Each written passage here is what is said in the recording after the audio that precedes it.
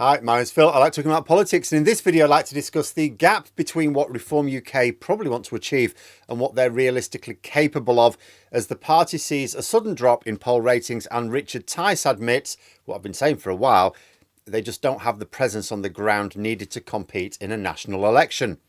So first of all, what are Reform UK aiming to achieve? Well, if you ask their leaders, they will say they're aiming to win maybe some seats and to destroy the Conservative Party, which they say are no longer Conservatives, but are in actual fact socialists. Oh yes, you heard that right. Rishi Sunak is reported to have increased his wealth in the past year alone to the tune of about £120 million, at the same time as he's allowed schools and hospitals to literally collapse, water companies to poison our waterways and now even some of our tap water, and fossil fuel companies to make obscene windfall profits. But this is socialism apparently. And that is what extremists have done throughout the history of democratic states. They claim that their extreme views and policies are actually just common sense and in tune with the majority. And therefore, those who are actually much more aligned with the majority are the extremists, just on the other side. But none of Reform UK's stated aims make any sense when you observe their strategy. They do not want to replace the Conservative Party. They're not even attempting to build a political party infrastructure. What I think they want to do is infect the Conservative Party. Ben Habib spelled it out to Jacob Rees-Mogg a few days ago. Habib of Reform UK told Rees-Mogg of the Conservatives that they should boot out all of the One Nation Tories. These are what you might call the moderate Conservatives. It seems a fair bet that what Reform UK want to do is claim that their presence in elections makes it impossible for the Conservatives to ever win power again. Their price for standing aside, purging the Conservative Party of undesirables, those who aren't pure enough. Basically becoming what Reform UK are, but in a package with the infrastructure to win elections. And then the BNP will finally exist as a mainstream political party. Now, in terms of what happens to British politics at this point, that is a completely separate discussion. But first of all, Richard Tice and his posse have to make this happen. The first step is to be able to claim that they have cost the Conservatives the election. Now, there's no point agreeing a deal with the Tories at this point. The reality of the situation is there are Conservative voters who won't vote for the Tories if Reform UK join them, and there are Reform UK voters who won't vote for the Conservatives even if Tice does a deal. So although we can't rule anything out, it is very likely that Reform UK will stand this time, as they claim. But the reality is that Reform UK are not going to cost the Conservatives the election. They will cost them some seats. But in reality, that doesn't matter. Most Conservative MPs and members are not equipped to analyse either polling or even election results. They will believe whomever they trust to do the analysis for them. If Reform UK can convince the Conservatives that they have no chance of success with the right-wing vote being split like this, then the Conservatives will have to do something. But Tice has got to make it look credible. Right now, people are thinking that Reform UK may get somewhere between 10 and 15% of the vote. Now, that would be impressive, but unlikely. The main reason why is that Reform UK's poll rating, which just crashed this week anyway, although don't pay attention to like one data point, is the result of the mainstream media platforming the party's leaders to the nation. They're not just on GB News, which is a channel which was seemingly created for them, but more traditional outlets as well. The same outlets who, only every now and then platform the Lib Dems, almost never platform the Green Party, are happy to have Tice or Habib on several times a week to spew outrage for the clicks. And this has worked to panic the Conservatives into adopting policies which are ever more distant from what the majority of voters want. And because they're not what voters want, that helps the Conservatives drop even further behind in the polls. So they panic and do more of the same. The Tories basically messed about with a finger trap.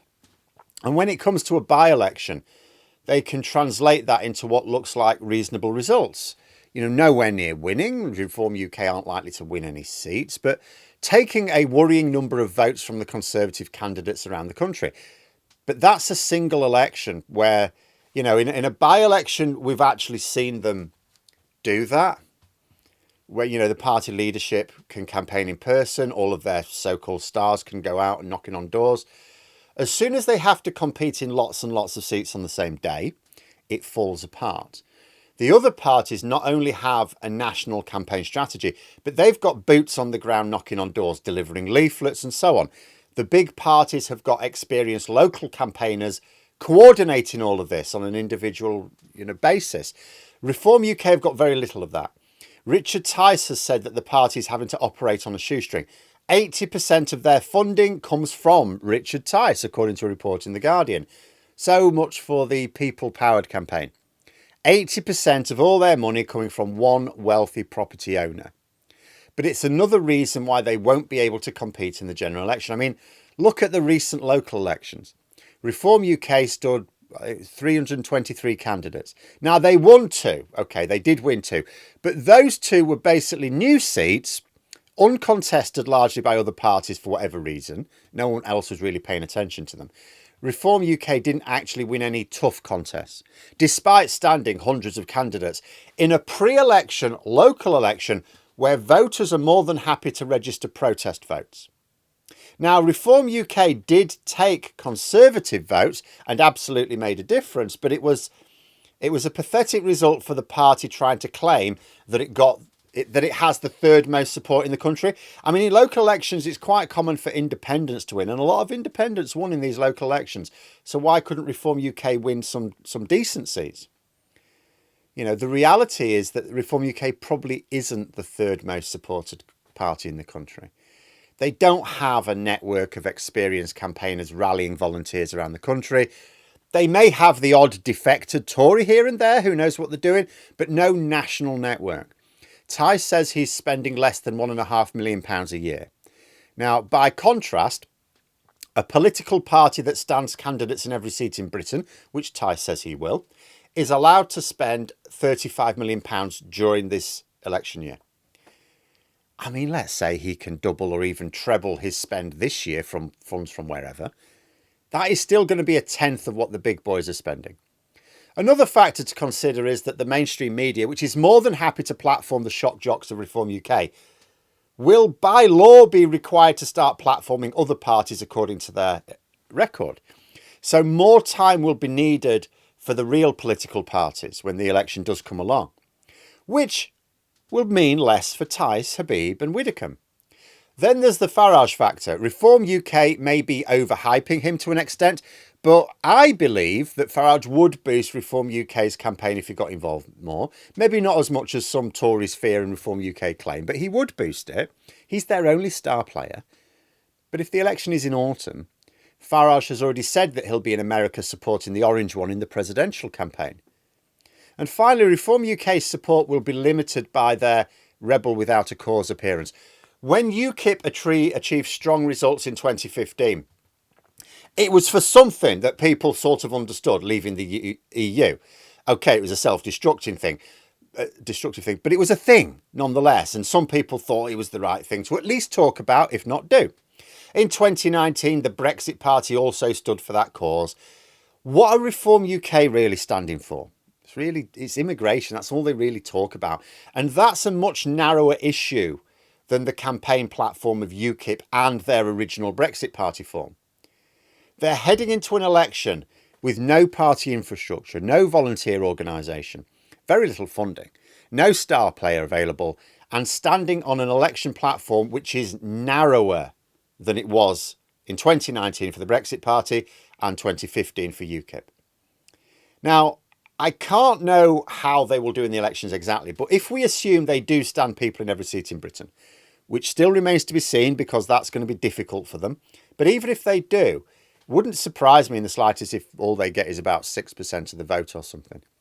As people decide that gravitating towards realistic least bad options looks more appealing. Because you often see the same thing with, say, the Green Party, for example. It's quite common for them to get a boost in the polls as the media start paying attention to them. So the general election is called.